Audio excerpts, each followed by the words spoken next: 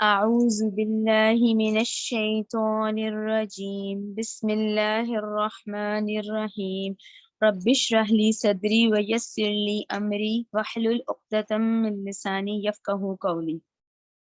اے میرے رب، میرا سینہ کھول دے اور میرا کام آسان کر دے اور میری زبان کی گرہ کھول دے تاکہ وہ میری بات سمجھ سکیں۔ اللہم ارنا الحق حقا وارزقنا اتباعہ وارنا الباطل باطلا وارزقنا اجتنابہ۔ اے اللہ، ہمیں حق کو حق دکھا اور اس پر چلنے کی توفیق عطا فرما، اور باطل کو باطل دکھا اور اس سے بچنے کی توفیق عطا فرما، آمین۔ اب انشاءاللہ جیسا کہ ہم مکی دور سے گزر رہے ہیں، سورہ لقمان بھی مکی دور کی ہے، اور ہم نے اس کی 20 آیات جو ہیں 19 آیات جو ہیں وہ پچھلے سبق میں پڑھی تھی۔ پھر ہم نے بہت اہم نکات اس میں ڈسکس کیے جو بہت ہی اہم تھے، کہ اس زمانے میں جو 6 7ویں آیت تھی اس کے اندر نضر بن حارث کا ذکر تھا۔ اس کا مین مقصد تھا کہ وہ لوگوں کو قرآن سے دور کرے۔ جب کفار مکہ، جب اہل مکہ قرآن سنتے تھے تو ان کا دل چاہتا تھا وہ بار بار سنے، تو ان کو توجہ ہٹانے کے لیے کبھی وہ شام کی، کبھی عراق کی، کبھی وہاں کی لونڈیاں لاتا تھا۔ تو اس میں ہم نے اپنے لیے بھی سبق نکالا کہ ہم کہیں ان میں سے تو نہیں ہیں کہ ہم کیوں نہیں قرآن کی طرف آ رہے، وہ کیا کیا ریزن ہے۔ یہ اپنا اپنا محاسبہ ضرور ہمیں کرنا چاہیے، ٹھیک ہے نا، کیونکہ اتنی مصروف اور نفسا نفسی کا عالم جو اس وقت چل رہا ہے، اور وقت تو ایسے جیسے تیزی سے بھاگ رہا ہے، اس میں نکالنا ہے ہمیں، وقت ہر حال میں نکالنا ہے، ٹھیک ہے۔ اللہ تعالیٰ نے ہمیں اتنی نعمتوں سے نوازا ہوا ہے تو ہمیں تو اس کا شکر ادا کرنا ہے۔ تو یہ کوئی ایسا ہمارے ساتھ تو معاملہ نہیں ہے۔ جو سورہ لقمان کی 6 اور 7ویں آیت تھی جو ہم نے تفصیل سے ڈسکس کیا تھا، پھر اس کے بعد ہم 12 سے 19 میں لقمان حضرت لقمان کا ذکر آتا ہے، جن سے کہ اہل عرب واقف تھے، اہل مکہ کو ان کے اقوال یاد تھے، اور وہ ان کو اچھی طریقے سے جانتے تھے، اور وہ جو اصل بات تھی کہ ان کے اقوال وہ اپنے اشعار میں یوز کرتے تھے اتنے زیادہ۔ تو اللہ تعالیٰ نے سورہ لقمان میں اہل مکہ کو یہی کہا کہ انہوں نے جو نصیحتیں کی اپنے بیٹے کو، تو اس میں تو تھی پہلی یہی کہ اللہ کو ایک مانو، اللہ کے ساتھ کسی کو شریک نہ ٹھہراؤ۔ تو اس وقت کے لحاظ سے یہ بڑی اہم نصیحتیں ہیں، آج ہمارے لیے بھی یعنی بڑی اہم ہے، جو ہم آخر میں دوبارہ ریوائز کر لیں گے۔ تو ہم نے 12 سے 19 تک حضرت لقمان کی وہ نصیحتیں ڈسکس کی تھی۔ پھر ہمیں یہ بھی پتہ چلا کہ وہ تو حبشی نسل ہیں، جو حبشہ کے رہنے والے ہیں۔ پھر ہم نے وہ نوبیا، ہم نے میپ کے تھرو بھی دیکھا کہ وہ بارڈر میں جو علاقہ بتایا جاتا ہے جہاں سے وہ بلونگ کرتے تھے۔ اچھا، اب حبشی نسل سے ذہن میں ہمارے ایک دم جو اسکیچ آتا ہے، obviously فوراً ایک دم ذہن میں جو اسکیچ آتا ہے وہ یہی آتا ہے کہ ظاہر ہے گہرا سا رنگ ہوگا، ہونٹ اس طرح کے ہوں گے، لمبا قد ہوگا، جو آج ہم دیکھتے ہیں۔ لیکن اس کے ساتھ ساتھ ہماری شکل بنائی کس نے بنائی ہے؟ دیکھیں کتنی خدا کی، اللہ تعالیٰ کی شان ہے، وہی آنکھ ناک منہ اور سب کے چہرے کے خد و خال ڈفرینٹ ہے، ٹھیک ہے نا۔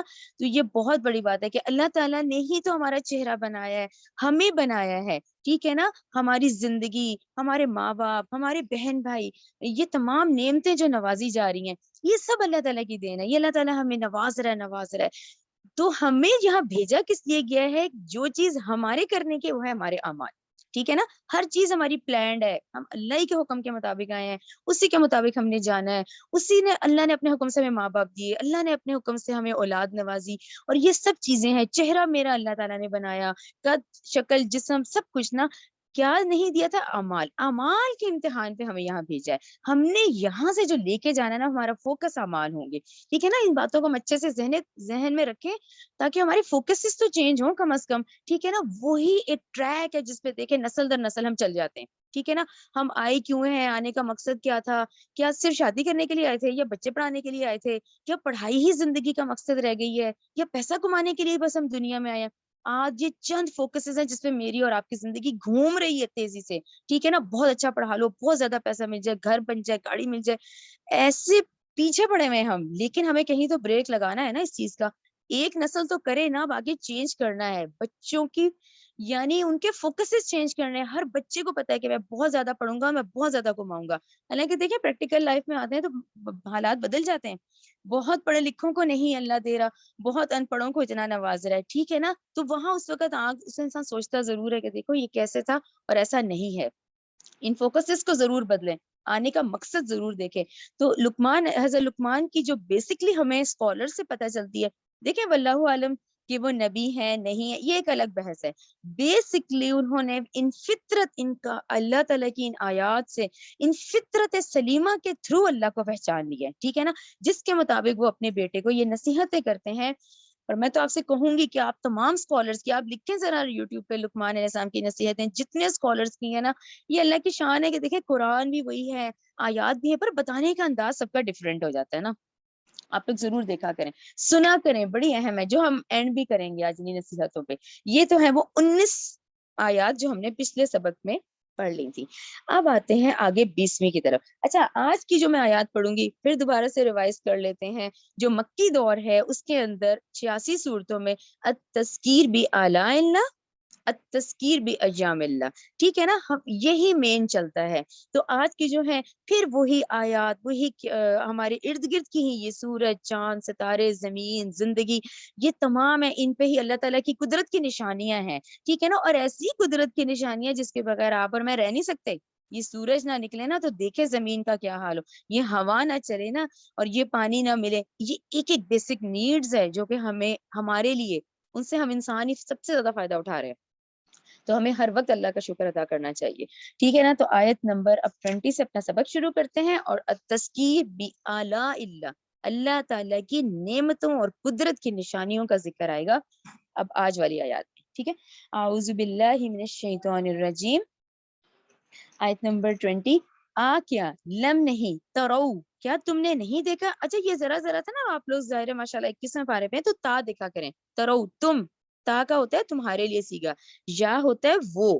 تو کیا لم نہیں، ترو کیا تم نے نہیں دیکھا، کیا تم نے نہیں جانا، ان اللہ کہ بے شک اللہ نے، سخرا کام میں لگا دیا، لکم تمہارے لیے، ماں ان سب چیزوں کو جو کچھ بھی فی السماواتی آسمانوں میں ہے، وما فی الارض اور جو کچھ زمین میں ہے، واسبغا اور اس نے پوری کر دی، علیکم تم پر، نعمہ اپنی نعمتیں، ظاہرتن ظاہری، و باطنتن اور باطنی. ٹھیک ہے نا، یہاں ہم رکتے ہیں. تو آیت نمبر 20 کے حوالے سے دیکھیں، وہی سورج کی روشنی، اس سے ہمیں کتنا فائدہ ہوا ہے. اچھا، پھر ہوائیں پورے بارش کا نظام لے کے چلتی ہیں. ٹھیک ہے نا، اس کے بعد فصلیں اگتی ہیں، اس کے بعد پھل اگتے ہیں.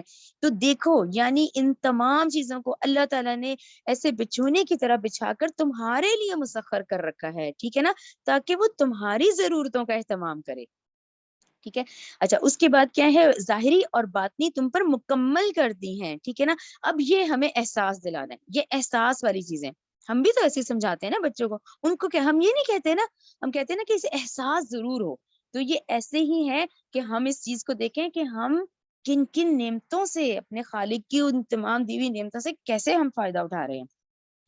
وَمِنَ النَّاسِ اور بعض لوگ، من وہ ہے جو یجادلو جو جھگڑتے ہیں، فی اللہ اللہ کے بارے میں، بغیر علم بغیر علم کے، ولا ہدن اور بغیر کسی ہدایت کے، ولا کاتب منیر اور بغیر کسی روشن کتاب کے. تو یہ جو 20 آیت ہے اس میں آپ لوگ ضرور لکھیں سورہ حج 3، سورہ حج آیت نمبر 3، سورہ حج آیت نمبر 8.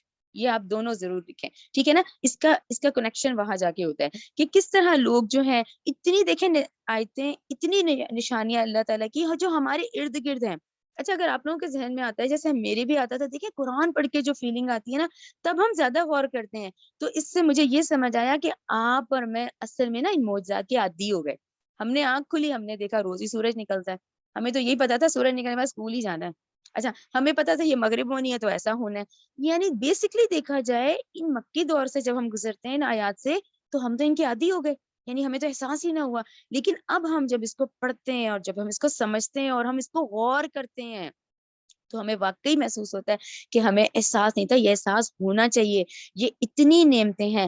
ان نعمتوں کے بعد پھر کیا ہوتا ہے کہ لوگ ایسے بھی ہیں جو کہ آپس میں جھگڑتے ہیں، منفی بحث کرتے ہیں اللہ کے بارے میں، ان نعمتوں کے بارے میں. یہ جو ذکر ہے نا، یہ ہم اس میں پڑھ کے آئے ہیں سورہ حج کی آیت نمبر 3 اور 8 میں. ہلکا سے میں آپ کو مفہوم بتا دیتی ہوں. جیسے بالفرض کریں کچھ برا ہو گیا میرے ساتھ، کوئی ایسا حادثہ ہو گیا، اب فوراً شور مچایا، یہ میرے ساتھ ہی ہونا تھا، یہ ایسا کیوں ہوا، یہ جو ہم کہتے ہیں نا ایسا کیوں ہوا، کیسے ہوگا، اس نے کر دیا، فلاں نے کر دیا، یہ اب شرک ہے. ٹھیک ہے نا. اگر فرسٹ یعنی اگر نہیں کہنا یہ چاہیے کہ ہمیں یہ ٹریننگ کرنی ہے، ٹریننگ اپنے آپ کی کرانی ہے کہ جب کوئی مجھے نعمت ملے، خوشی ملے، کوئی اچھا رزلٹ ملے، فوراً اللہ کا شکر ادا کریں کہ یہ اللہ نے حکم ہوا، اللہ نے دیا، ٹھیک ہے محنت میں نے کی لیکن اجر صلہ اللہ کی طرف سے آیا۔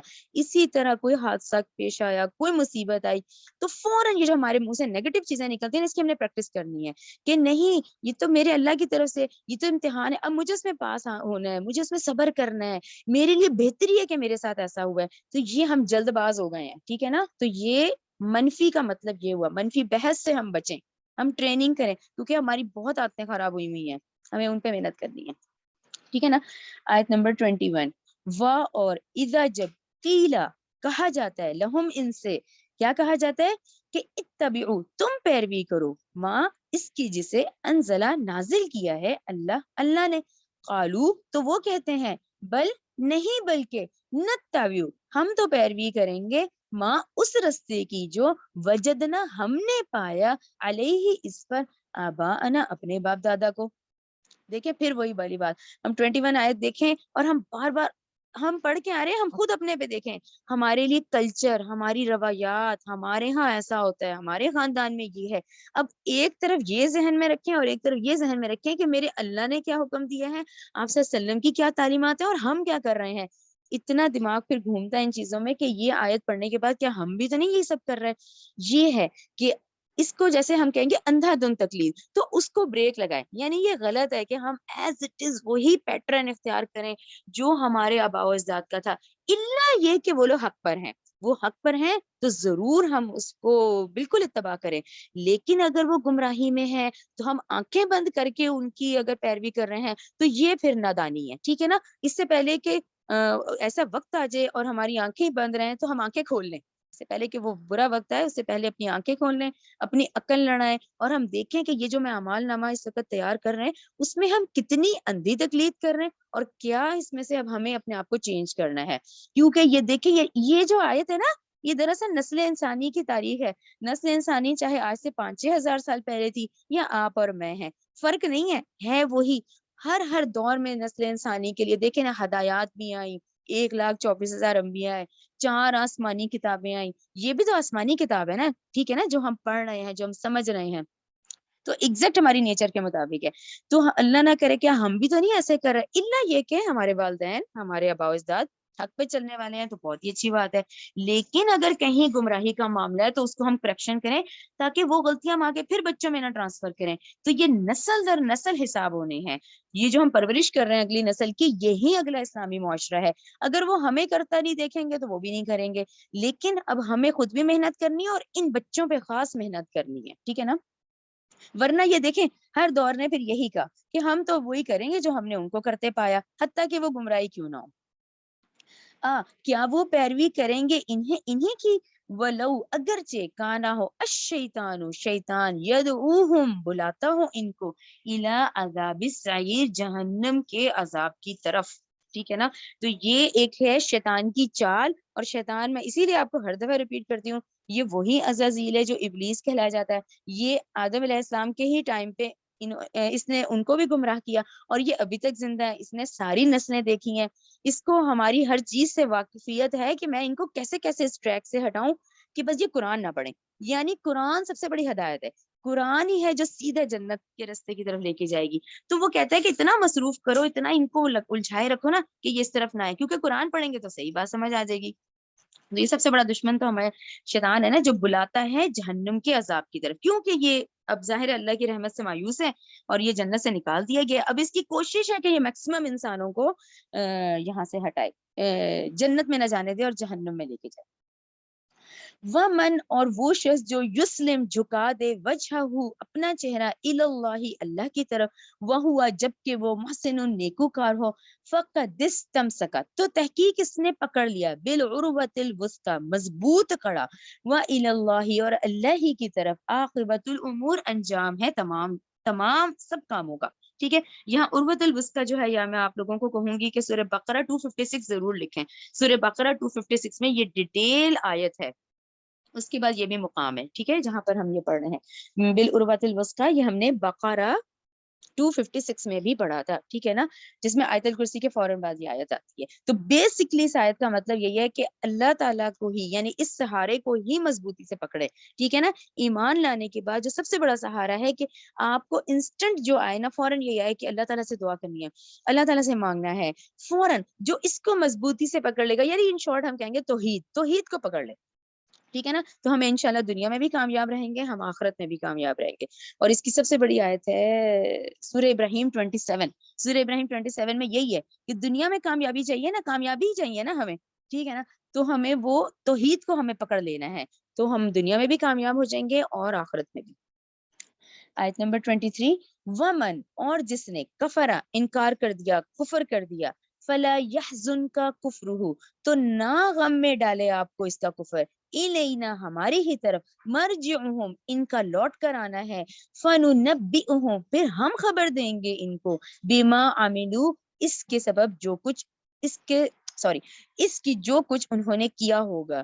ان اللہ، بے شک اللہ، علیم، خوب جانتا ہے، بذات الصدور، سینوں کے راز بھی. پھر وہی والی بات آگئی، ہمیں بنایا کس نے ہے، ہم کب ماں کے پیٹ میں کس حالت میں تھے، کون سا وہ قطرہ تھا، اس کے بعد تو وہ تو جو میرے دل میں آنے والے خیالات ہیں نا، وہ آنے سے پہلے اللہ تعالیٰ اس سے واقف ہیں، کہ ہمارے سینوں کے راز سے بھی اللہ تعالیٰ واقف ہیں، ٹھیک ہے نا. تو 23 آیت کلیئر ہے. 24 پہ آ جائیں. نمتعہم، ہم فائدہ دیتے ہیں ان کو، قلیلاً، تھوڑا سا، ثم، پھر، نضطرہم، ہم زبردستی دھکیلیں گے ان کو، الی عذاب غلیظ، انتہائی سخت عذاب کی طرف. اچھا، اب فائدہ اٹھانا کیا ہے دنیا کا، ہم فائدہ تو اٹھا رہے ہیں نا، لیکن دنیا کا فائدہ بہت تھوڑا سا ہے، ٹھیک ہے نا. اور آج کے انسان کی، چلے جی قوم عاد قوم سمود تو پھر چلے جی 800 سال تھی ان کی عمریں، آج تو 50-60 کے بعد ہمت ہی نہیں ہے، کتنا کے جی لیں گے، 80-90 تک حالت ہی نہیں رہتی اس کے بعد. ایک جسٹ آپ اپنی ہم زندگی کا حساب لگائیں نا، جو عقل کے بعد ہاتھ میں پیسہ بھی ہو اور طاقت بھی ہو، وہ ٹائم پیریڈ جو ہے اسکالرز کی رائے کے مطابق 30 سے 50 سال ہے.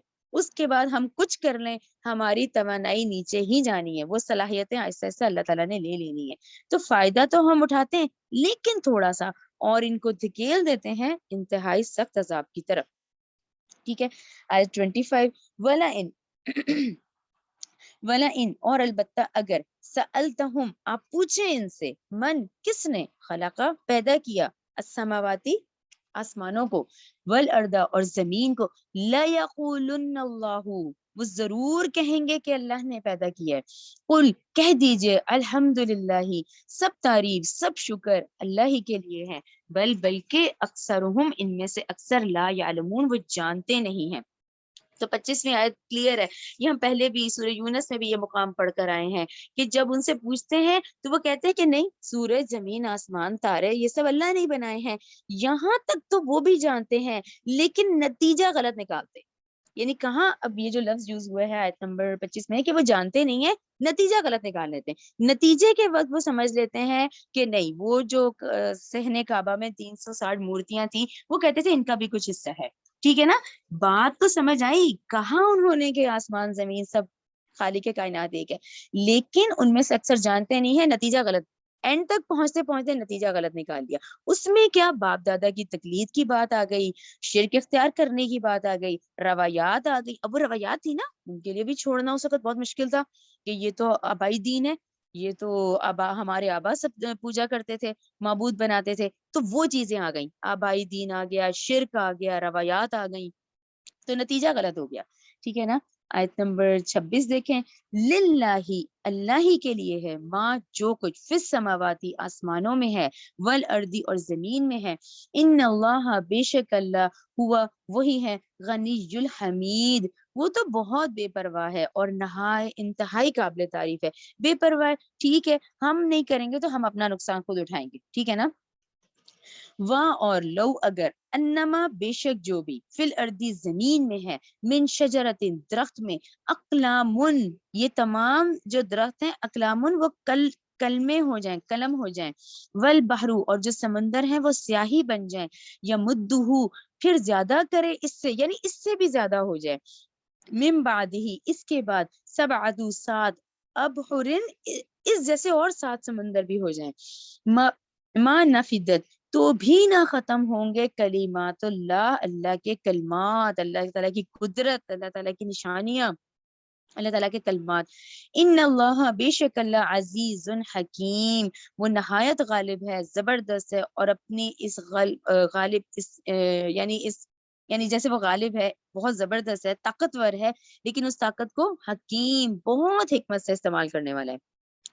یہاں آپ لوگ لکھیں سورہ کہف 109، ٹھیک ہے نا، سورہ کہف 109 تقریباً ہر جمعے ہر کوئی پڑھتا ہے، تو اس میں بھی دیکھیں یہ والی آیت آتی ہے، وہ جو ہے کُلُّ کَانَ الْبَحْرُ مِدَادًا لِکَلِمَاتِ رَبِّی لَنَفِدَ الْبَحْرُ قَبْلَ أَن تَنفَدَ كَلِمَاتُ رَبِّی وَلَوْ جِئْنَا بِمِثْلِهِ مَدَدًا. سیم اسی طرح کہ آپ کہیے کہ اگر سمندر سیاہی بن جائیں میرے رب کی باتوں کو لکھنے کے لیے، تو یقیناً سمندر ختم ہو جائے گا اس سے پہلے کہ میرے رب کی باتیں ختم ہوں، اگرچہ ہم اسی کی طرح کے اور بھی سمندر مدد کے لیے لے آئیں. تو اسی طرح وہاں پہ یہ بات کہی گئی ہے، یہاں درختوں کی بات کی گئی ہے. تو یہ ضرور آپ اس کے آگے سورہ کہف 109 لکھ لیں. ٹھیک ہے، آیت نمبر 28. ماں نہیں ہے خلقکم، تمہارا پیدا کرنا، ولا بعثکم، اور نہ تمہارا دوبارہ اٹھانا، الا مگر کنفس واحدہ، ایک جان کی مانند. ان اللہ، بے شک اللہ، سمیع بصیر، خوب سننے والا، خوب جاننے والا ہے. جو 28 کا مطلب تم سب کا پیدا کرنا، تم سب کا دوبارہ اٹھانا ایسے ہی ہے جیسے ایک جان کا پیدا کرنا اور اسے زندہ کرنا. ٹھیک ہے نا، پہلے اللہ تعالیٰ کی تخلیق کی بات آئی، اس کی وسعت کی بات آئی، ان تمام امور کی نگہداشت کی آیات آئیں، تو اس کے بعد یہ بھی بتا دیا گیا کہ ٹھیک ہے تم سب کا پیدا کرنا اور پھر دوبارہ اٹھایا جانا، یہ کوئی ایسی بات نہیں ہے. ٹھیک ہے نا، جو ہر چیز پر قادر ہے تو اس کے لیے یہ سب آسان ہے. ٹھیک ہے نا، 28 کا مطلب کہ آخرت کا، کہ ہم نے پھر ایک دفعہ اٹھایا جانا ہے اور ان اعمال کا ہم نے حساب دینا ہے. ٹھیک ہے، آیت نمبر 29 پہ آ جائیں. کیا لم نہیں ترا، کیا نہیں دیکھا آپ نے، ان اللہ، کے بے شک اللہ، یولجو، داخل کرتا ہے، لیلا، رات کو، فن نہاری، دن میں، وہ یولجو، اور وہ داخل کرتا ہے، اور وہی داخل کرتا ہے، النہارا، دن کو، فی اللیلی، رات میں، وسخرا، اور اسی نے کام میں لگایا، الشمس، سورج کو، والقمرا، اور چاند کو، کلن، یہ ہر، یجری، چل رہا ہے، الی اجل مسمى، ایک مقررہ وقت تک، وَأَنَّ، اور یہ کہ بے شک اللہ، اللہ، بما، ساتھ اس کے، جو تعملون، تم عمل کرتے ہو، خبیر، وہ خوب خبردار ہے. تو 29 آیت کلیئر ہے. ہم اسی لیے میں جیسے کہتی ہوں یہ پوری ایک اللہ تعالیٰ کی یونیورسل کنگڈم ہے. ٹھیک ہے نا، یہ پورا ایک نظام ہے، اور یہ اتنا منظم نظام ہے. اسی لیے دیکھیں ہمیں ہدایت کے لیے، ہمیں اپنی زندگی گزارنے کے لیے قرآن دیا گیا ہے. جیسے اس کائنات کا منظم نظام ہے، اسی طرح اللہ تعالیٰ کی یعنی جیسے ہم کہیں گے کہ یہ قرآن بھیجنا کا مقصد ہی یہ ہے کہ ہماری زندگیاں بھی ایسی منظم ہوں. اس منظم نظام کو دیکھیں ہم بھی یہ جو قرآن کے جتنے احکامات ہیں اس کو ہم اپنی زندگی میں اپلائی کریں تو ہماری زندگیاں بھی منظم ہو جائیں. ٹھیک ہے نا، یہ جتنے ڈپریشن، یہ جتنی پریشانیاں، یہ جتنے ہم نے ارد گرد کی مشکلیں پالی ہوئی ہیں نا، یہ سب ہم قرآن کے مطابق عمل کرنے کی کوشش کریں. ٹھیک ہے، بات وہی آ جاتی ہے نا، ہر کوئی کہتا ہے کہ میں کیا کروں، ارد گرد کا ماحول ایسا ہے، یہ چیزیں، یہ جو ہم پڑھ رہے ہیں، یہ ہمارے ہی مسئلے ہیں، یہ روایات ہیں، یہ ہیں، کلچر ہے، ماحول ہے، کیا کریں، کس کس کو راضی کریں، کیا کریں. تو اس میں لیکن محنت اور کوشش ضرور کریں کہ میں کس حد تک کر سکتا ہوں، مجھے کرنا ہے. تو دیکھیں پھر حالات چینج ہوتے ہیں، جب اللہ تعالیٰ سے مدد مانگتے ہیں نا، تو وہی والی بات، نیکی کرنا چاہیں گے اللہ تعالیٰ آسان کر دیں گے، برائی کرنا چاہیں گے نا تو وہ رستے بھی آسان کریں گے. تو ہمیں کوشش کرنی ہے اپنے آپ کو منظم کرنے کی. ہم منظم کریں گے نا، اور ہم ایک دفعہ ہمارا عقیدہ مضبوط ہو جائے گا کہ یہ جو خوشی ہے یہ بھی اللہ کی طرف سے ہے، یہ جو تکلیف ہے نا یہ بھی اللہ کی طرف سے ہے. تو اب مجھے اس امتحان میں محنت کرنی ہے، صبر کرنا ہے، تو ہمارے لیے نا آسانی ہو جائے گی. تو یہ پوری، اس کا مطلب یہی ہے کہ یہ پوری جو یونیورسل کنگڈم ہے یہ منظم نظام ہے. ٹھیک ہے نا، کیسے سورج کا وقت میں آنا، ہماری زندگی اسی لیے منظم ہے. ٹھیک ہے نا، آئے دن اگر زلزلے آئے، آئے دن کچھ ہوتا رہے تو ہم تو کچھ کر ہی نہ سکیں. لیکن یہ جو پلاننگ اتنا منظم طریقے سے چل رہا ہے، یہ پوری یہ 29 آیت کو دیکھیں تو یہ اللہ تعالیٰ کی وہی آیات ہیں جس پہ آپ نے اور میں نے غور و فکر کرنا ہے. ٹھیک ہے نا، اندھوں کی طرح نہیں رہنا، ہم نے کرنا ہے. اور واقعی اتنی اندھیری رات سے پھر اتنی روشن صبح کا آنا، اور پھر رات کا آ جانا، اور پھر دیکھے دن اور تاریخوں کا بدلنا، یہ واقعی سبحان اللہ ایک بہت اللہ تعالیٰ کی شان ہے. یہ قدرت ہے اللہ تعالیٰ کی، جس میں ہم انسانوں کو چاہیے کہ ہم زیادہ سے زیادہ عبادت کریں، اللہ کا شکر ادا کریں، اور ہم سے کیونکہ غلطیاں ہونی ہیں، ہم انسان ہیں تو ہم فوراً توبہ کریں. اور احساس کر لیں اپنی غلطی کا۔ آیت نمبر 30 دیکھیں، ذالکہ یہ بے انا بسبب اس کے کہ بے شک اللہ هو الحق وہی حق ہے، وہ انا اور یہ کہ بے شک ماں جن کو یدعونا وہ پکارتے ہیں، ٹھیک ہے نا، اب یا آ گیا، یا کا مطلب وہ پکارتے ہیں، تدعونا تم پکارتے ہو، تو ماں جن کو یدعونا وہ پکارتے ہیں، من دونہ اللہ کے سوا، باطل کیا ہے، سوری باطلو وہ باطل ہیں، وَأَنَّ اور یہ کہ بلا شبہ اللہ هو العلی الکبیر وہ خوب بلند ہے اور بہت بڑا ہے۔ اور باطل کس کو کہتے ہیں؟ باطل کا مطلب ذہن میں بٹھا لیں، ہر وہ نظر آنے والی چیز جس کا خود کوئی وجود نہیں ہوتا، ٹھیک ہے نا۔ آیت نمبر 31 دیکھیں، کیا لم نہیں ترا کیا نہیں دیکھا آپ نے، ان الفلک کہ بے شک کشتی تجری چلتی ہے، فی البحری سمندر میں، بنعمت اللہ اللہ کے فضل کے ساتھ، لیوریکم تاکہ وہ دکھائے تمہیں، من آیات ہی اپنی کچھ نشانیاں، ان بے شک فی ذالک اس میں لآیات البتہ نشانیاں ہیں، لکل صبار شکور واسطے ہر صابر اور شاکر کے لیے، ٹھیک ہے نا۔ وہی والی بات، زندگی تو ہم سب گزار رہے ہیں، آپ کی اور میری زندگی میں امتحانات بہت ہیں، ہم بنائی مشقت کے لیے گئے، ایک دو یہ ذہن میں آ جائیں گے نا پھر پریشانی نہیں ہوتی کہ ایک امتحان ختم ہوگا اگلا آئے گا، ایک ختم ہوگا اگلا آئے گا، کیونکہ یہ امتحان گاہ کے اندر ہے ہم، ٹھیک ہے نا۔ اور یہ جو نشانی ہے، کیونکہ آج کے اس وقت کے کیراون روٹس جو جاتے تھے، جو بحری سفر ہوتے تھے، اس میں جو مشرک لوگ تھے، جب ذرا سا اس میں اتار چڑھاؤ آتا تھا پانی میں، تو فوراً وہ اللہ کو یاد کرتے تھے، فوراً ان کے ذہن میں آتا تھا، اس وقت انہیں پتا ہوتا تھا کہ ایک اللہ ہی ہے جس نے ہمیں بچانا ہے۔ یہ اس لیے بہت بڑی نشانی ہے کہ دیکھیں آج کتنا اس وقت، اور آج کے دور میں جو جی پی ایس اور آج ہم دیکھ رہے ہیں کس طرح ٹریکنگ چل رہی ہے، کس طرح اتنا سامان، اتنا کارگو، دیکھیں کتنا بڑا بزنس چل رہا ہے اس وقت، کیسے یہ دیکھیں ہوائیں، جس میں ہوائیں بھی چل رہی ہیں، جس میں اللہ کے حکم سے وہ پورا نظام چل رہا ہے، ٹھیک ہے۔ آیت نمبر 32 دیکھیں، وا اور اذا جب غشیہم ڈھانپ لیتی ہے انہیں موجن ایک بڑی موج، کذللی کیسی، سائبانوں کے مانند، دعو تو وہ پکارتے ہیں اللہ کو، مخلصینہ تب تو خالص ہو جاتے ہیں، ہر دہریہ ہر مشرک خالص کرتے ہوئے، لہ الدین اس کے لیے خالص اس کو پکارتے ہیں، فلما پھر جب نجاہم وہ نجات دے دیتا ہے ان کو، البری خشکی کی طرف، فمنہم تو کوئی ہی ان میں سے مقتصد عہد پر قائم رہنے والا ہوتا ہے، وما اور نہیں یجحد انکار کرتا ہے بھی آیاتنا ہماری آیتوں کا، الا مگر کلو ہر خطارن کفور بہت عہد توڑنے والا اور بڑا ہی ناشکر ہے، ٹھیک ہے نا۔ وہی ہمیں اللہ تعالیٰ ایک دفعہ بچا لے، پھر ہم ہم اللہ تعالیٰ کو مانیں گے، ہم شکر کرنے والے ہو جائیں گے، جب واپس آتے ہیں تو کچھ جو ہیں وہ اس عہد پہ قائم رہتے ہیں، باقی جو ہیں وہ ناشکری کرتے ہیں، ٹھیک ہے۔ آیت نمبر 33 پہ آ جائیں، یا ایھا الناس اے لوگو، تکو تم تقوی اختیار کرو، ربکم اپنے رب کا، وخشو اور تم ڈرو، یومن اس دن سے، لا یجزی نہیں کام آئے گا، والدن ام ولدہی کوئی باپ اپنی اولاد سے، ٹھیک ہے نا۔ کیسا رشتہ ہے، کتنا مضبوط رشتہ ہے، کتنا محبت کرنے والا ہے، یعنی ایک باپ جتنی محنت کرتا ہے، دیکھیں یہ ہم لوگوں کو اندازہ نہیں ہوتا ہے کہ ہر ایک کے والدین میں سے والد کتنی محنت کرتے ہیں، کتنی گرمی سردی اس میں، تو وہی رشتے سے بات کی گئی ہے کہ نہیں کام آئے گا کوئی والد اپنی اولاد کے لیے، ولا مولود اور نہ ہی کوئی اولاد ہوا جازن کوئی کام آنے والی ہوگی، ام والدی ہی اپنے باپ کے، شیئن کچھ بھی، انا بے شک وعد اللہ اللہ کا وعدہ حق سچا ہے، فلا تغرنکم الحیات الدنیا ہرگز نہ دھوکے میں ڈال دے تمہیں دنیا کی زندگی، ٹھیک ہے نا، ولا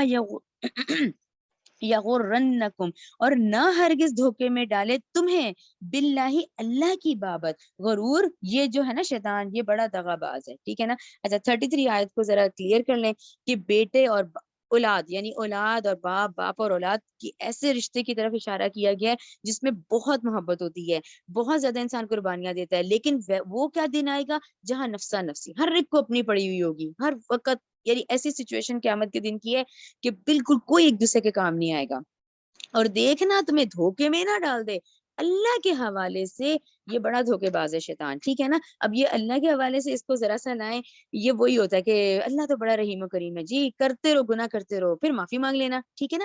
یہ غلط ہے، یہ چیز ہے جسے شیطان ہمیں بار بار اس میں اس طرح سے حربے آزماتا ہے، ہمیں اس طرح سے کوشش کر رہا ہوتا ہے کہ اللہ بڑا رحیم و کریم ہے، بڑی مغفرت کر دے گا. تم ایسے ہی سوچتے ہو، ایسے ہی پریشان ہوتے ہو، تو عیاشی کرو. اس چیز کو کہ اپنے گناہ کو ریئلائز کرنا ہے کہ یہ ہم سے غلطی ہوئی ہے، کیونکہ دیکھیں اللہ تعالیٰ نے ہمیں فطرت دی ہوئی ہے، ٹھیک ہے نا.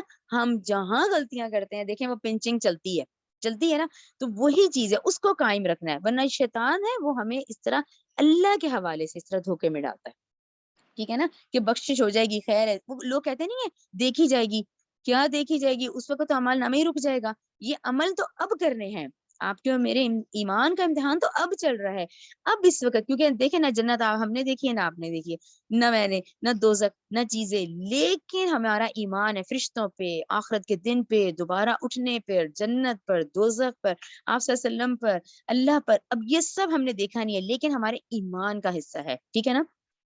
اچھا اب جو آیت ہے آیت نمبر 34 جو آخری آیت ہے، یہ بہت اہم آیت ہے، اس کو غور سے دیکھیں. آیت نمبر 34 کو، ان اللہ بے شک اللہ عندہ اسی کے پاس علم الساعہ قیامت کا علم ہے. یہاں آپ لوگ پینسل ضرور ہاتھ میں رکھا کریں، قرآن میں آپ کے نا نشان لگے ہونے چاہیے، ٹھیک ہے. اچھا یہاں پہ اس کو ڈاکٹر صاحب نے بڑا اچھا ایکسپلین کیا ہے کہ یعنی اللہ ہی ہے جس کے پاس ہے قیامت کا علم، کیونکہ ترجمے میں دیکھیں ہمارے پاس ساعہ کا مطلب قیامت ہی لکھا ہوا ہے، ٹھیک ہے. یہاں انہوں نے خاص اس لفظ کو ایکسپلین کیا ہے ساعہ کو، کہ اللہ ہی جانتا ہے کہ وہ گھڑی کب آئے گی، ٹھیک ہے. انہوں نے کہا ہے ڈاکٹر اسرار کی رائے کے مطابق کہ ہم جو عام پبلک جب ہم قرآن پڑھتے ہیں تو ہم اس کو ساعہ کو اور قیامت کو ایک دوسرے کے مترادف ان الفاظ کو سمجھتے ہیں، لیکن ان کا کہنا ہے کہ جب ہم قرآن پڑھتے ہیں، ہم ان آیات سے گزرتے ہیں، تو ساعہ کا جب مطلب آتا ہے تو ساعہ کے معنی ہے مخصوص گھڑی کے. یہ وہ گھڑی ہے جس میں پوری زمین میں زلزلہ آئے گا، یہ جھنجھوڑ ڈالی جائے گی، تمام اجرام سماویہ جو ہے وہ ایک دوسرے سے ٹکرا جائیں گے، پہاڑ جو ہے وہ روئی کے گالوں کی طرح اڑتے پھریں گے، جیسا کہ سورہ قاریہ میں آتا ہے کہ القاریہ ملقاریہ وما ادراک ملقاریہ یوم یکون الناس کالفراش المبثوث وتکون الجبال کالعہن المنفوش. تو یہ جو سچویشن ہے یہ ساعہ والی ہے. پھر انہوں نے کہا قیامہ جس کو کہتے ہیں نا قیام سے ہے، قیامہ کا مطلب جب آتا ہے لغوی معنی، کیونکہ اس کا ہے قیام کرنا، کھڑے ہو جانا، تو یعنی یہ وہ وقت ہوگا کہ جب انسان اپنی قبروں سے کھڑا ہوگا اور ہم تمام جو انسان ہیں یہ اللہ کے حضور کھڑے ہو جائیں گے، ٹھیک ہے نا. اس طرح سے انہوں نے ساعہ کو ایکسپلین کیا. تو ان اللہ عنده علم الساعہ کہ قیامت کب آئے گی اس کا علم اللہ تعالیٰ کا ہے. سیکنڈ وَيُنَزِّلُ غیثا کہ بارش کب ہوگی. نمبر 2 کیا ہے؟ اور وہی نازل کرتا ہے بارش. وَيَعْلَمُ مَا فِي الْأَرْحَامِ تیسرا، اور یقینی طور پہ وہ جانتا ہے جو کچھ ہے ماں کے پیٹوں میں، رحم میں. تیسرا ہو گیا. چوتھا وما تدری نفس ماذا تکسب غدا، اور نہیں جانتا کوئی نفس کہ وہ کل کیا کرے گا. تبھی ہمیں حکم دیا گیا انشاءاللہ کہنا چاہیے کہ ہمیں نہیں پتا کہ اگلے لمحے اور کل کیا ہوگا سوائے اللہ تعالیٰ کے. اور پانچواں کیا ہے؟ وما تدری نفس بأی اردن تموت، اور نہیں جانتا کوئی نفس کہ کس زمین پر اس کو موت آئے گی، ٹھیک ہے نا، وہ مرے گا کہاں پر جا کے. ان اللہ بے شک اللہ علیم خبیر خوب جانتا ہے، خوب باخبر ہے. یہاں پہ ہماری صورت مکمل ہوتی ہے. اب ہم نوٹس کی طرف آ جاتے ہیں، نوٹس ڈسکس کر لیتے ہیں. خاص کر کے سورہ لقمان کے جو مین پوائنٹ ہے صرف میں نے وہ لی، ٹھیک ہے. چلیں پہلا کیا ہے؟ حضرت لقمان کو کی اپنے بیٹے کو نصیحت. یہ کیا ہے؟ اسکالرز کی رائے کے مطابق حبش النسل ہیں، تھنکر ہیں، غور و فکر کیا، اپنے فطرت سلیمہ کے تھرو اللہ تعالیٰ کو اور ان کائنات کی نشانیوں سے اللہ تعالیٰ کو پہچانا. اچھا یہ تو ہیں وہ 5 نصیحتیں جو حضرت لقمان نے اپنے بیٹے کو کی ہیں. نمبر 1 اللہ کے ساتھ شریک نہ کرنا، یعنی یہ جو منظم نظام چل رہا ہے یہ پورا جو ہے اس سے یہی سب سے بڑی گواہی ہے کہ اس کا خالق ایک ہے اور کائنات کی ایک ایک چیز جو ہے وہ اس کی مخلوق ہے. دوسری نصیحت کہ ایک دن اعمال کا بدلہ ہمیں ملے گا. جیسے میں نے آپ کو کہا ہماری زندگی پلانڈ ہے، ہماری شکلیں، ہماری اولاد، ہمارے والدین، بہن بھائی سب، تو ٹھیک ہے کیا چیز ہے، کس بات کا بدلہ دینا ہے؟ کیونکہ اختیار جو ہمیں تھوڑا سا ملا ہوا ہے وہ یہی ہے کہ ہم اپنی مرضی سے نیکی کرتے ہیں اور برائی کرتے ہیں. تو ایک دن اعمال کا بدلہ ہمیں ملے گا، جس کا پیک مجھے لگتا ہے کہ سورہ کہف 49، یعنی وہ جو اعمال نامہ ہم دیکھیں گے تو ہم ہر انسان کہے گا کہ اللہ اس نے تو نہ چھوٹی سے چھوٹی کوئی چیز چھوڑی ہے نہ بڑی سے بڑی. تو سورہ کہف 49. ٹھیک ہے. تیسری نصیحت کہ نماز قائم کرو، نماز قائم کرو. اب خالی یہی نہیں کہ بھئی اللہ ایک ہے، ٹھیک ہے جی اللہ تعالیٰ کو مان لیا، وحدانیت مان لی، اب کرو، کر کے دکھاؤ. اور یہ نماز ذہن میں رکھا کریں، سابقہ امت مسلمہ یہود ہیں، بنی اسرائیل، ان کی نماز کا پیٹرن اور تھا، ہمارے اور تھے. ہر ہر ہر ہر دور میں اللہ تعالیٰ سے رشتہ مضبوط کرنے کے لیے ہر ہر شکلیں تھیں. دیکھیں نا، ان کی 3 نمازیں تھیں، ہماری 5 نمازیں ہیں. ان کے وضو کا طریقہ اور ہے، ہماری شریعت میں وضو کا طریقہ اور ہے، لیکن ہر ہر دور میں یہ بات کہی گئی ہے. تو اس میں نے ریفرنس لکھا ہے سورہ عنکبوت 45 کہ نماز پڑھنے سے انسان برائیوں سے رکتا ہے. ٹھیک ہے نا. چوتھی نصیحت کیا ہے؟ برائی سے روکو اور نیکیاں کا حکم دو. آپ کو کسی سے محبت ہے، کسی سے اٹیچمنٹ ہے، چاہے وہ اپنی اولاد ہے، جو مین مقصد ہے نا ہمارے، چاہے وہ میری بہت بہترین دوست ہے، والدین ہے، بہن ہے، کزن ہے، اب مجھے کیا کرنی ہے محنت، تو اس کو جہنم کی آگ نہ چھوئے. جو سب سے زیادہ بہترین کام ہے نا وہ کیا ہے کہ ہمیں دوسروں کو جہنم کی آگ سے بچانا ہے. ٹھیک ہے نا. 5ویں نصیحت ہمیشہ صبر کرنا ہے، یعنی مشکل سے مشکل حالات میں اللہ تعالیٰ سے دعا کریں. ہم تو بہت کمزور ہیں نا، ٹھیک ہے نا، بے صبرے بھی ہو جاتے ہیں، تو اللہ تعالیٰ سے دعا کریں اللہ تعالیٰ ہر حالات میں مجھے استقامت کی ہمت دے، میں استقامت میں رہوں، یعنی میں اللہ تعالیٰ ہمیں دے یہ صبر، کیونکہ ہمیں یہ ٹریننگ کی بڑی ضرورت ہے. کیونکہ آج جس طرح کے ہم موبائل یوزرز ہو چکے ہیں نا، ہمیں ارجنٹ رزلٹ چاہیے ہوتے ہیں، ہم بے صبرے ہوئے ہیں ویسے. تو اللہ تعالیٰ سے یہ دعا کریں. تو یہ 5 نصیحتیں تو ہیں جو حضرت لقمان نے اپنے بیٹے کو کی، یہ وہ والی.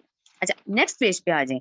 ان ہائی لائٹ کے بعد اب کیونکہ 19 آیت نمبر 12 سے 19 چلتا ہے، 12 سے 19 میں کیونکہ درمیان میں اللہ تعالیٰ نے اپنی وہ جو نصیحت ایڈ کی ہے، جو کہ میں نے آپ لوگوں کو ایکسپلین کر چکی ہوں، تو یہ میں نے مکمل 9 الگ کر دی. ٹھیک ہے. اچھا اس میں کیا ہے؟ نمبر 1 اللہ کے ساتھ شریک نہیں ٹھہرانا. نمبر 2 والدین کے ساتھ حسن سلوک کی تاکید کی گئی ہے. نمبر 3 تمام اعمال کا بدلہ ہمیں ملے گا. ٹھیک ہے. نمبر 4 نماز قائم کرو. نمبر 5 نیکی کا حکم دو، برائی سے رکو. نمبر 6 ہمیشہ صبر کرو. نمبر 7 غرور اور تکبر کی روش جو ہے وہ اختیار نہیں کرنی. کچھ میرا نہیں ہے یہاں، ٹھیک ہے، کل 4 پیسے مل گئے، گاڑی مل گئی یا گھر مل گیا، لیکن کہیں پہ بھی غرور اور تکبر کی روش نہیں اختیار کرنی. جو کچھ ہے اللہ نے آج دیا ہے، کل ہو سکتا ہے لیا جائے. ٹھیک ہے نا. تو جو کچھ دیا گیا ہے اس پہ کبھی بھی انسان نے غرور نہیں کرنا. ٹھیک ہے. بار بار دیکھیں قرآن میں یہ آیت آتی ہے نا کہ کبھی تم دیکھو کہ تم بنے کیسے ہو، اس حقیر نطفے سے اور قطرے سے جن سے ہمیں خود گھن آتی ہے. ٹھیک ہے نا. بار بار یہ آیت آئی ہے قرآن میں. یہ 8ویں اپنی چال میں میانہ روی اختیار کرو. ٹھیک ہے. نمبر 9ویں کیا ہے؟ اپنی آوازوں کو پست رکھو. اچھا یہ 9 کے بعد مجھے ایسا لگا کہ اگر ہم سورہ فرقان 67 بھی ایڈ کر لینا، سورہ فرقان 67، تو اس میں ایک اور ایڈیشن ہو جاتا ہے کہ نہ اسراف کرو نہ بخل سے کام لو. تو یہ جو 9-10 نکات ہے نا، یہ ایک میچور بیلنس پرسنالٹی کے لیے، تو ہمیں ان پہ ورک آؤٹ کرنا ہے. یعنی یہ 10 یاد دہانی ہو جاتی ہے نا ہم سب کے لیے. جو مجھے فیل ہوتا ہے جب میں نے قرآن پڑھا اور جب میں نے ڈاکٹر صاحب کے لیکچرز پڑھے، ڈاکٹر صاحب بار بار کہتے ہیں، وہ کہتے ہیں کہ ظاہرہ ہم لوگ ہندوستان کے رہنے والے تھے، اس کے بعد پارٹیشن ہوا، وہ کہتے ہیں کہ ہمارے آباء و اجداد نے ایمان تو وہ لائے، وہ مسلمان تو ہوئے، پر ان کی تربیتیں نہیں ہوئی تھیں. یہ 9 پوائنٹ میں نے بھی اسی لیے لکھے ہیں 10 کہ ہم بھی چاہتے ہیں ہماری اولاد نیک ہو، بہت دل چاہتا ہے، کس کا دل نہیں چاہتا، ہم چاہتے ہیں کہ یہ لوگ اچھے ہوں، پر وہ کس طرح ہوں، ان کو کیا ٹریننگ دینی ہے، یہ ہمیں نہیں پتا ہوتا. یہ ہم سمجھتے ہیں کہ اچھے کام کون کون سے ہوتے ہیں، ہاں جی یہ کہنا مان لے، یہ بن لے، فرسٹ آ جائے، یہ اس طرح کے کام آ جائے. یہ 9-10 پوائنٹ اگر ہم گھر پہ لگا لیں نا، یہی ٹریننگ ہے. اس کے اندر ہر نقطہ موجود ہے. اللہ کے ساتھ شریک نہ ٹھہراؤ، والدین کے ساتھ اچھا سلوک کرو، ہر ہر عمل کا بدلہ دیا جائے گا، نماز قائم کرو، نیکی کا حکم دو، صبر کرو، غرور مت کرو، چال کو میانہ روی اختیار کرو، آوازیں پست کرو، اور بخل مت کرو. یعنی ہم اپنے بچوں کو یہ سکھائیں ان کی پرسنالٹی کے اندر، اور وہی والی بات جو ہم نے ان سے کروانا ہے ہم خود پہلے کریں، ہم کریں گے تو وہ کریں گے. ٹھیک ہے نا. تو یہ ہم سب کے لیے یہ ذرا یاد دہانی ہو جاتی ہے. اس طرح ایک پیج پہ 10 نکات ہیں، ان 10 کو اپلائی کرنی ہے، یعنی یہ ہم نے محنت کرنی ہے. اب کہہ تو دیا نیکی کرو، بھائی اس کا پیٹرن اس طرح سے ہے کہ یہی چیزیں، یہ اللہ تعالیٰ کے یہ احکامات ہیں، ان کو ہمیں فالو کرنا ہے. یہ ہو گئی نصیحتیں. آگے آ جائیں. آگے سب سے اہم یہ والدین کے ساتھ، کیونکہ یہ بات ہمیں پتہ ہونی چاہیے کہ جہاں میں آپ لوگوں کو ریپیٹ کراتی ہوں بار بار کہ بھئی قرآن میں 7 مقامات پہ ابلیس اور آدم علیہ السلام کا ذکر ہے. اسی طرح قرآن کے یہ وہ مقامات ہیں جہاں پہ والدین کے ساتھ احسان کا معاملہ ہے، کیونکہ انسان کا بچہ سب سے کمزور ہوتا ہے، بلکہ کمزوری کی انتہا تک ہوتا ہے، ہم سب کو اندازہ ہے، ٹھیک ہے نا. جتنی کیئر انسان کے بچے کی ہے نا، اتنی تو کسی کی نہیں ہے. تو اس طرح سے والدین کے ساتھ احسان کا معاملہ اللہ تعالیٰ نے اپنے احسان کے فوراً بعد ذکر کی ہے. اچھا، یہ بقرہ 83 نمبر 1. نمبر 2 سورہ نساء 36. نمبر 3 سورہ انعام 151. نمبر 4 سورہ بنی اسرائیل 23. نمبر 5 سورہ عنکبوت آیت نمبر 8. ٹھیک ہے. اور یہ جو نمبر 6 ہے یہ آپ لوگ آگے پڑھیں گے سورہ احقاف 15 میں، جس میں ماں کی شفقت اور اس کی تکالیف کا ذکر آتا ہے. ٹھیک ہے، ہم آگے پڑھیں گے. یہ تو ہو گئے وہ 6 مقامات. ٹھیک ہے نا، یہ بات تو کلیئر ہوگی جو آپ کو اور مجھے پتا ہونے چاہیے کہ والدین کے ساتھ احسان کے معاملے کی جو آیات ہیں وہ 6 مقامات ہیں قرآن کے. اچھا، اب آگے آ جائیں، کیونکہ سورہ عنکبوت اور سورہ لقمان کی 2 آیات ایسی ہیں، سورہ عنکبوت 8 اور سورہ لقمان کی 15. یہ بھی والدین کے حوالے سے ایک اس طرح کا ایشو ہے جو کہ ہمیں نالج میں ہونا چاہیے. سورہ عنکبوت آیت 8 میں کیونکہ حضرت سعد بن ابی وقاص کی مثال دے کے سمجھایا گیا کہ وہ اتنے ناز سے پلے ہوئے تھے اور اتنے امیر، اور وہ ایمان لے آئے تھے. ان کی ماں نے وہاں قسم کھا لی کہ میں تو تب تک بھوکی پیاسی مر جاؤں گی جب تک یہ آبائی دین پہ نہیں لوٹے گا. تو یہ تو بہت بڑا امتحان ہے ایک والدین بچے کے لیے کہ وہ کہاں جائے، وہ کیا کرے. ایک طرف وہ اللہ کا حکم مان رہا ہے، ایک طرف اس کے والدین کی ایسی حالت ہے. تو اس وقت ان کی ماں کی بھی یہی حالت تھی کہ یہ آبائی دین پر آئے.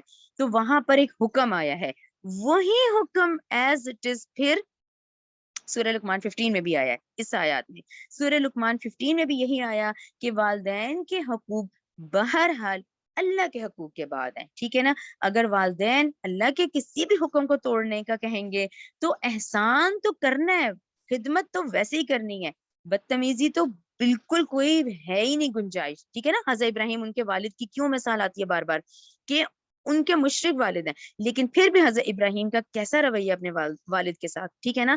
تو فرق صرف اتنا ہے کہ اگر وہ گمراہی کی طرف کہتے ہیں یا شرک کا حکم دیتے ہیں یا اللہ کے کسی حکم کو توڑنے کا کہتے ہیں تو وہاں پہ ان کی وہ بات نہیں ماننی. بہرحال اللہ کے حقوق کے بعد ہی آتے ہیں. تو یہ مقامات کو بھی آیت ریفرنس ہمیں پتہ ہونی چاہیے. سورہ عنکبوت 8 اور سورہ لقمان 15.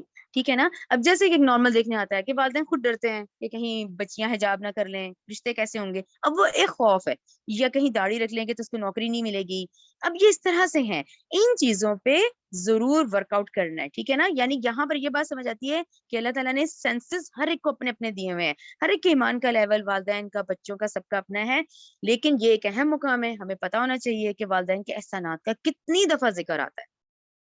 اچھا، اس کے بعد آگے آ جائیں. یہ 5 چیزوں کا علم صرف اللہ سبحانہ و تعالیٰ کو ہے. اچھا، یہ میں نے کیوں ہائی لائٹ کیا؟ اس لیے کیا کہ آپ لوگوں کو حدیث بھی پتا ہو، بلکہ آپ لوگ قرآن میں لکھ لیں اپنی، جہاں آپ لوگوں نے سورہ لقمان اینڈ کی ہے 34 آیت میں، آپ لوگ لکھیں حدیث جبریل کہا جاتا ہے اس کو. حدیث جبریل صحیح بخاری 50 نمبر کی ہے، 50. وہ بہت ڈیٹیلڈ ہے، آپ لوگ چاہیں تو ضرور پڑھیں. فی خمس لا یعلمہن الا اللہ، 5 چیزوں کے بارے میں اللہ کے سوا کوئی نہیں جانتا. قیامت کا علم. نمبر 2 بارش برساتا ہے. نمبر 3 وہ جانتا ہے جو کچھ ماں کے رحموں میں ہے. نمبر 4 کوئی نہیں جانتا کہ وہ کل کیا کرے گا. اور 5واں کہ اس کو زمین میں کس حصے پہ موت آئے گی. اب اس میں سے ایک وہ جو الٹرا ساؤنڈ والا ہے، وہ جن کے دلوں میں فطور ہوتا ہے، جو اس طرح کی باتیں کرنے والے ہیں، ٹھیک ہے جی، اگر وہ پتہ چل بھی جاتا ہے اور بعض اوقات وہ غلط بھی ہو جاتا ہے، یہاں تک یہ پتہ چلتا ہے نا کہ لڑکا لڑکی، اب وہ کیسا ہوگا، اس کی شکل کیسی ہوگی، وہ ذہین ہوگا، اس کی قسمت کیسی ہوگی، یہ تو نہیں نا پتہ چلتا. اس لیے جو اس طرح کی باتیں کرنے والے لوگ ہیں نا، ان کو الگ، لیکن ذہن میں رکھا کریں یہ سب، کیونکہ ہمیں سورہ لقمان 34 اور صحیح بخاری میں حدیث جبریل 50 نمبر حدیث ہے، وہ آپ لوگ سب پڑھیں. اس سے ہمیں پتہ چلتا ہے کہ ان 5 چیزوں کا علم صرف اللہ کو ہی ہے. ٹھیک ہے نا. چلیں، یہاں سورت کمپلیٹ ہوتی ہے. سبق بھی ربنا تقبل منا انک انت السمیع العلیم وتب علینا انک انت التواب الرحیم. سبحانک اللہم وبحمدک اشہد ان لا الہ الا انت استغفرک واتوب الیک.